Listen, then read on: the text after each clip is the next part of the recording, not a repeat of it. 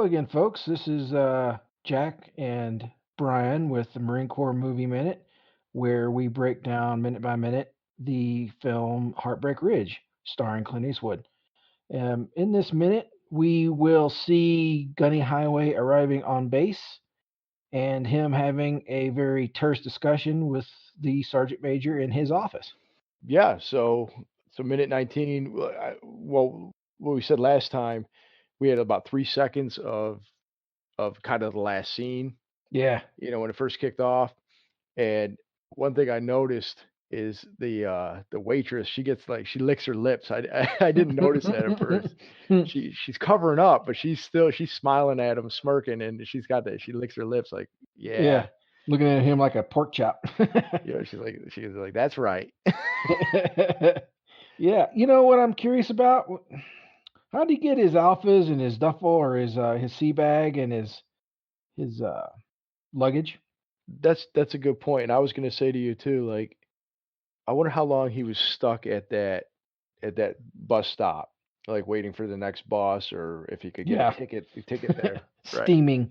So, I think now that being a bus stop, and I've traveled on bus a few times, uh, something like I said, in the Marine Corps, and so I had all my gear, and when you stop at these kind of roadside places like this, you take your stuff off the bus if you're changing buses, which clearly they were because the previous bus didn't have any logos, and this one was what Coastal Carolina Transport is what we said. Yeah, Carolina. Coastal Yeah. Transport, yeah. Yeah. So it's very possible that Stitch Jones didn't. Well, actually he did have he had his what is that called, his guitar, and he Yeah. noticed when he got on the bus and said let's do some distance, he had his guitar with him, so they must have set it somewhere in the Close diner. by. Yeah. Yeah, changing buses. That's right, because the other bus didn't have the logo on it. This bus drove up. Ah, look at us figuring out how buses work.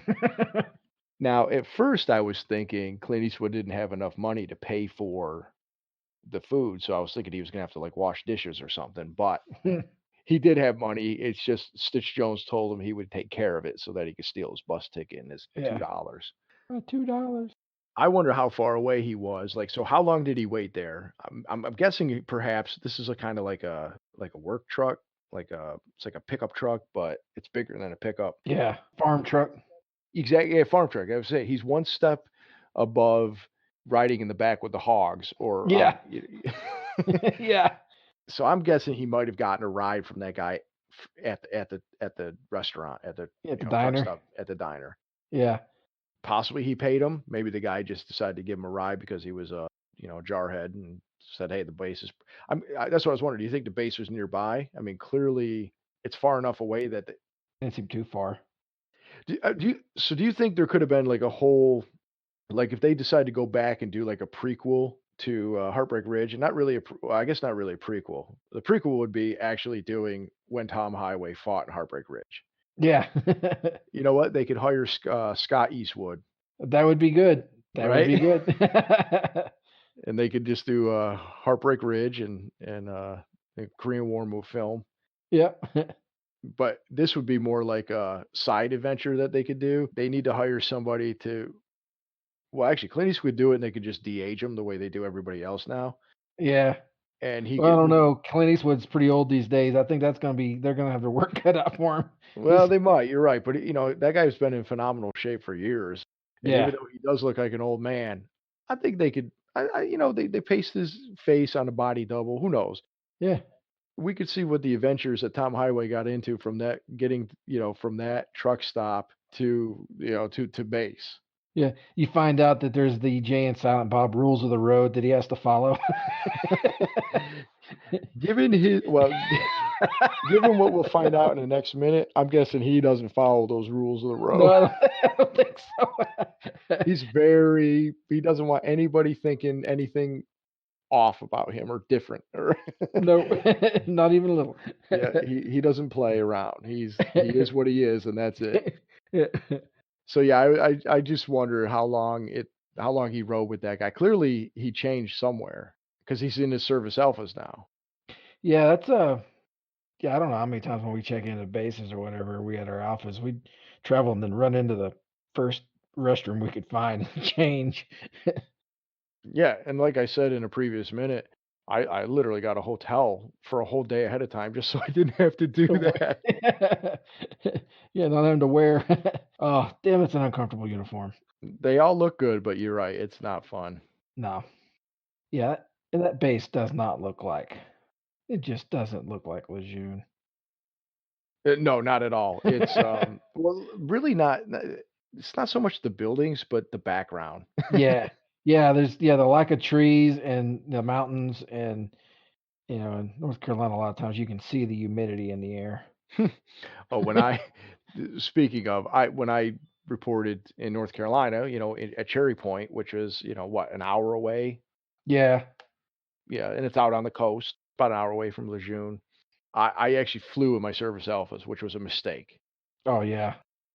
But it was, it was a short flight, but I had to fly from New York to Charlotte, and then from Charlotte, I took a puddle jumper basically to New Bern, North Carolina. And so, I mean, it was such a small plane, and that's about 30 minutes from base, so I had to take a cab there. But so I'm like, I didn't know where I was going, what I was doing. I had been in contact with nobody from base. Typically somebody reaches out to you, so you Yeah. kind of have an idea where to go and what to do. Nobody Yeah. reached out to me. I just showed up. Yeah. So I decided, I'm like, well, I'm gonna wear my service fly, and it'll just be easier because, like I said, the previous time I had always flown in civilian and just changed when I got there. Yeah. Yeah, because actually, when I got to Pensacola, I had actually checked in on a weekend, Yeah.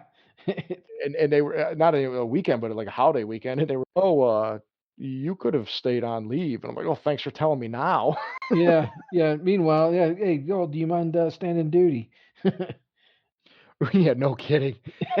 So, well, anyway, so meandering on this story, I landed in Newburgh on the actual tarmac, at the airport, and had to get off the plane itself and walk to the terminal. As soon as I mean, this is like the end of May, Oh, and man. as soon Oh, as I walked out, I'm in this full uniform. I'm not used to the heat, or really, like you said, the humidity, and it just hits me like a freaking ton of bricks. And I was yeah, like, oh, and I honestly think it was a black flag condition that day because I remember the week I got there, it was like black flag the whole time, which is when you're not supposed to do organized PT during black flag. yeah, yeah, they don't want you going outside. Right, and so I was like, "Well, this was a mistake, and I don't know if I'm gonna like it here." Start rethinking that contract. It's gonna be a long few years. I felt like, did you ever see Biloxi Blues with, Yes, with, yeah, Matthew Broderick? yeah. And he's like, "Man, it's so hot. It's like Africa hot." And that's exactly what I literally thought that because 'cause I'm like, I'm doing that scene right now. I had all my gear, I'm in my surf outfits, complaining of the heat. Yeah. Plenty warm. Now, one thing I noticed, what I thought was funny is, he gets his gear and he's got your typical Marine Corps gear that they issue you at boot camp. You got the sea bag and then that like uniform folding bag that you put like a suit in, but you put your uniform folded up, and that's it. That's all he's got. Yep, yep, Th that's this guy is it. he's moving across country. He he's an older gentleman. That's all he has is enough to fit in his sea bag. Yeah. Well, hey, you know how much shit that fits in your sea bag, though. Well, that's true, that is true, and I definitely feel like he, little he's not means, but he doesn't need a lot. Nah, nah, I don't think he's very high maintenance. I don't see him decorating his, well, we'll see where he lives later on, but Yeah, so he gets yeah, dropped. It looks like he gets dropped off. I'm guessing is at the front gate because you see a gate guard there, or you see a yeah, guy who's kind of directing the truck driver, basically away. He kind of turns around, and then you yeah, see Clint Eastwood walking across well, not a tarmac, but like there's a bunch of what yeah, amphibious LAV. assault. Yeah, exactly. Assault vehicles there, and he, clearly he's walking in to report to his duty station. Yeah, walking to the head shed. Yeah, so he immediately goes to see the battalion sergeant major. So he's checking in a battalion, and it says on the says it right on the wall, Sergeant Major Choozoo. And so we meet Sergeant Major Choozoo, and that's Arlen Dean Snyder. I really couldn't find out a lot about him. Too Yeah, much research on. I don't think he was in anything else. I mean, I don't think. Well, I don't remember seeing him in anything else. He was a TV guy. Ah, He was in Dallas. okay, He had a lot of listing for Dallas. He was in a lot of TV. He was Major Finch on MASH. Uh, okay, so he's kind of playing to type right now. yeah, And we see. The thing is, it showed that he was only on MASH for like, an episode or two. yeah, But since we brought up MASH multiple times, I figured I'll bring it up again since that stood out. yeah. No, yeah, and I like this character too, man. I liked him in this. He may have he may have never acted in anything ever again, but he was almost perfect for that role. It was kind of cool. This is the only thing I've seen him in that I can recall seeing him in, and he plays the part well. I like him. Yeah, Now it's funny too because like as soon as he walks in, he calls him crotch rot. yeah, yeah, yeah. The little exchange is awesome. It's yeah, it's pretty classic Marine. Yeah, yeah. Immediately he just he's talking shit to him, Yeah, and he's giving him shit for drinking his out of his lifer's cup. No, his lifer's juice, his lifer's juice out of his own cup. yeah, yeah. Having him a cup of coffee out there and his just helping him off like it's no big deal. Well, check out that coffee cup too. What is it? It's a skull. It's a skull. Yeah. Yeah, that's a pretty rad coffee cup. I did like Clint Eastwood's response. He's right. I should have got my Should get shots my shots first. first. Yeah. And they go back and forth because he said, if you're, what do you say? Like something, if your brain was half as smart as your mouth, or half as quick as your mouth, you'd be a friggin' 20-star general by now. Yeah. Now I Yeah, noticed they're there's a force. Oh, go ahead. oh no, man, they'll banter back and forth, man. It's fun to watch. They're very quick-witted. What's funny too about that is, well, no, it's not funny. When he walks in, it's not funny, but I don't know why I said that, but you can see a Force Recon poster right behind him. So I think it says Swift, Silent, Deadly because we'll learn that Tom Highway is going to get assigned to Force Recon platoon. Yep. So he's standing there. Again, they're talking shit, and Clint Eastwood said something about being so ugly that he'd be a poster boy for a prophylactic, Yeah. which also another movie we've brought up before had a similar line in Back to School when old Rodney Dangerfield was talking to Robert Downey Jr. He Oh, goes, yeah. he's like, "Get up!" He goes, "You look like the poster boy for a prophylactic." They did what Pauly Shore was in that movie, like in the army now or whatever. But I would have much rather seen like Rodney Dangerfield pull it back to school, but join the army. Like that could have been like the sequel. Yeah. How many times have they got that Force Recon poster in that office? I'm just sitting there looking. It's like a one on one side of the wall. One need to have that poster up for some reason. Well, they definitely have another one that says Swift, Silent, Deadly, but I think it's a different poster. It's on the other Oh, side, opposite side behind Clint Eastwood. oh, okay. I'm like, damn. But it's similar. I mean, and it has the same phrase. Yeah. I do like that he told him, he's like, "What? You're still a mean and nasty bastard." So, I mean, obviously, it's hard to tell if they actually get along because remember, he got busted out of this unit previously for hitting an officer. Obviously, Sergeant Major's not an officer, but clearly he's got some contention with people in this unit, and they may not want him back. And the first thing is, they're talking shit back and forth to each other. Although it doesn't seem to be, especially from Clint Eastwood's perspective, he seems to be a little more jovial about it, Yeah. where the Sergeant Major Choozoo seems a little more Aggressive. aggressive. Is a perfect word, especially when he calls him a mean, nasty bastard. He's got a little bite to him Yeah. when he says it. Yeah. Yeah. There's an AT4 on the wall as he walks by. Oh yeah, yeah, yeah. Else too, and probably another older version or something. Yeah. Oh, and actually, that reminds me. Does Sergeant Major Choozoo have a bowling trophy up there? It looks like a guy's bowling. It does. Yeah. It does look like. Yeah. It's probably a running trophy, but I'm gonna go with he's the base champion. Yeah, the yeah, the base, yeah, the base league. Yeah, we had a base league. In fact, I bowled on it for a little bit. I don't know if you did.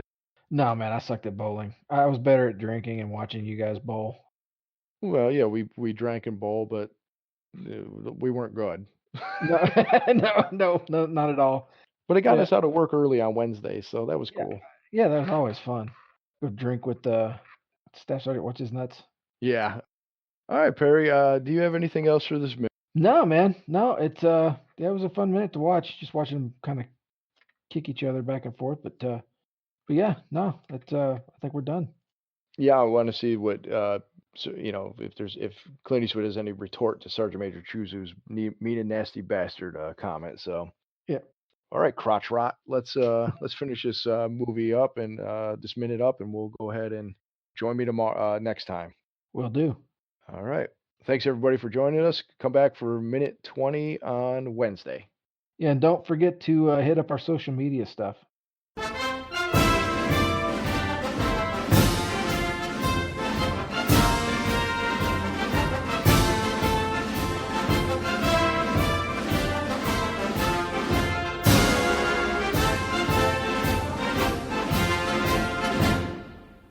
Anyways, let's give it about 5 seconds of silence since I talked immediately.